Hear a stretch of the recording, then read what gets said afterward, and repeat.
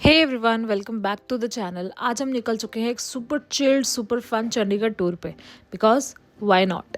और सबसे पहले थोड़ा चंडीगढ़ के बारे में, क्यों इसे सिटी ब्यूटीफुल कहा जाता है और लोग क्यों बार बार यहाँ आके टोटली वाइब करते हैं। वेल, चंडीगढ़ कोई नॉर्मल सिटी नहीं है। ये एक आर्टवर्क है लिटरली। इसको डिज़ाइन किया था world famous architect Le Corbusier ने। यहाँ की wide roads, cleanliness, organised planning सब वर्ल्ड क्लास है।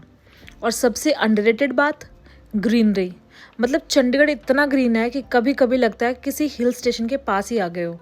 ये जो आप स्क्रीन पे देख रहे हो, ये सारी स्मूथ रोड्स, ट्रीज के टनल्स, यही चंडीगढ़ का सिग्नेचर लुक है। बस इसी ब्यूटीफुल वाइब ने हमें भी कहा, चलो भाई, let's take you on a mini Chandigarh tour. आज हम कवर करने वाले हैं 3 जगह: Mansa Devi temple, Japanese garden sector 31, leisure valley plus Gedi road sector 10। And trust me, हर जगह की अपनी एक वाइब है, so buckle up and enjoy the ride. तो सबसे पहले हम पहुंच गए मनसा देवी टेम्पल। ये जगह तो लिटरली सुपर फेमस है। मतलब फेस्टिवल्स के टाइम पे तो यहाँ फुटफॉल लैक्स में होता है। संडे था, सो हम थोड़ा मेंटली प्रिपेयर्ड थे, आज तो बहुत क्राउड मिलेगा। But honestly not that much. काफ़ी स्मूथ एंट्री, काफ़ी सिस्टमेटिक पार्किंग एंड लिफ्ट्स भी अवेलेबल हैं, तो एल्डरली लोगों के लिए भी काफ़ी कंफर्टेबल होता है। आपको बता दूं, मनसा देवी के अंदर फोटोग्राफी और वीडियोग्राफी स्ट्रिक्टली प्रोहिबिटेड है, तो हमने सिर्फ पार्किंग एरिया तक ही शूट किया। थोड़ा सराउंडिंग्स, थोड़ा क्राउड वाइब, बस उसके आगे फ़ोन बंद। लेकिन फिर भी टेम्पल की वाइब्स बहुत पीसफुल थी। हवा में वो कामनेस, वो devotion, you can literally feel it. हमने थोड़ी देर आसपास वॉक किया, फिर सोचा चलो एक ऐसी जगह चलते हैं जहाँ लोग ज़्यादा नहीं जाते, एक हिडन जेम। सो हमारा नेक्स्ट स्टॉप था जापानीज गार्डन सेक्टर 31। अगर आप चंडीगढ़ के हो या यहाँ आना प्लान कर रहे हो तो ये प्लेस मस्ट विजिट है। Most people still don't know कि चंडीगढ़ में एक जापानीज थीम्ड गार्डन भी है।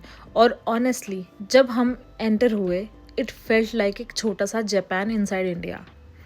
इस गार्डन को बनाया गया है 2 फेजेस में। दोनों फेजेस कनेक्ट होते हैं एक सुपर कूल अंडरग्राउंड टनल के थ्रू, जिसमें Japanese paintings, lanterns and cultural art बना हुआ होता है। Perfect spot for aesthetic reels. Garden के अंदर आपको मिल जाएंगे pagoda style buildings, artificial lakes and ponds, Japanese bridges, bamboo plantations, meditation zones, big stone idols, flower beds and mini waterfalls. Sunny day था, लाइट बिल्कुल परफेक्ट आ रही थी, तो हमने लिटरली हर कॉर्नर एक्सप्लोर किया। Idols, building architecture, flowers, even छोटे छोटे स्कल्पचर्स, सब रिकॉर्ड किया। Aesthetic haven.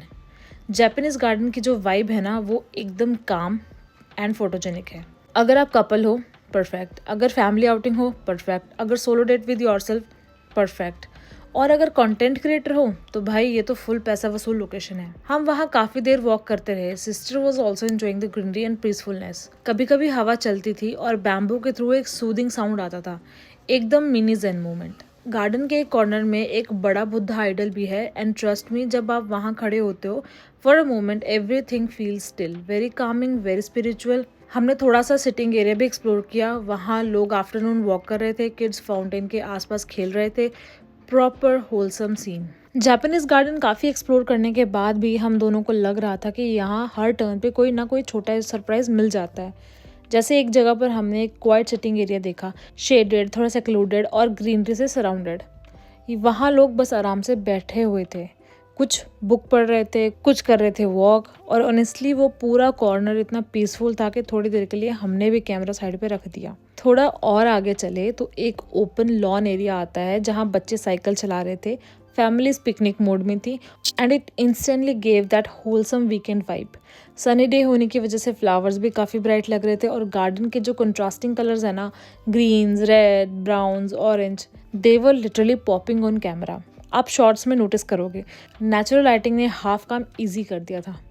एक कॉर्नर पे एक स्मॉल वाटर स्ट्रीम भी बना हुआ है, बहुत लोग इग्नोर कर रहे हैं, लेकिन उसके पास खड़े होकर एक सॉफ्ट सा कूलिंग इफेक्ट होता है। वहाँ की एम्बियंस काफ़ी सूदिंग थी, परफेक्ट मॉन्टेज मटेरियल। और हाँ, जापानीज गार्डन में एक चीज़ मुझे पसंद आई कि क्राउड बिल्कुल मैनेजेबल था। मतलब आप इजीली वॉक कर सकते हो, शॉट्स ले सकते हो, और कोई बैकग्राउंड नॉइज या रश वाला सीन नहीं होता। इससे ना गार्डन के हर फ्रेम में काम कंपोज्ड फील आती है, which looks amazing in videos. ये प्लेस चंडीगढ़ के सबसे अंडररेटेड स्पॉट्स में से है। अगर आपको नेचर, साइलेंस और एस्थेटिक्स एक साथ चाहिए तो Japanese garden is the perfect combo pack. Japanese garden का पूरा टूर करने के बाद हम सीधे चले गए Leisure Valley sector 10।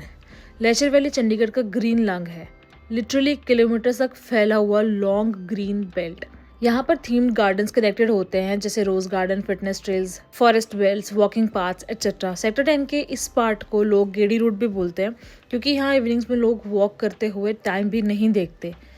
Bike Riders, cyclist, joggers सब यहाँ की वाइब इंजॉय करते मिल जाते हैं। ये जगह थोड़ा हिली फील देती है, काफ़ी trees, natural shade, cool breeze and most importantly peace. हमने थोड़ा ड्रोन स्टाइल शूट किया या मैनुअल स्लो पैंस बोलो, थोड़ा वॉक किया, थोड़ा रिलैक्स किया, बस चंडीगढ़ वाली शाम एब्जॉर्ब की।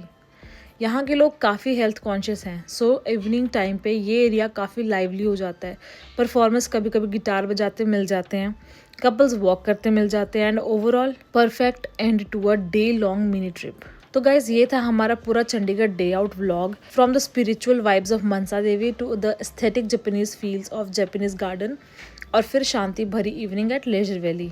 हर कॉर्नर ने हमें एक अलग वाइब, एक अलग एनर्जी दी। अगर आप चंडीगढ़ आए हो या आने वाले हो, ये प्लेसेस डेफिनेटली ऐड करना अपनी बकेट लिस्ट में, ट्रस्ट मी, वर्थ इट। अगर आपको ये व्लॉग पसंद आया तो लाइक कर दो, कमेंट करके बताओ कि नेक्स्ट व्लॉग में कौन सी जगह कवर करूँ, और हाँ, सब्सक्राइब करना मत भूलना, वरना दोस्ती का क्या फ़ायदा। मिलते हैं नेक्स्ट व्लॉग में। Till then stay curious, stay adventurous, bye bye.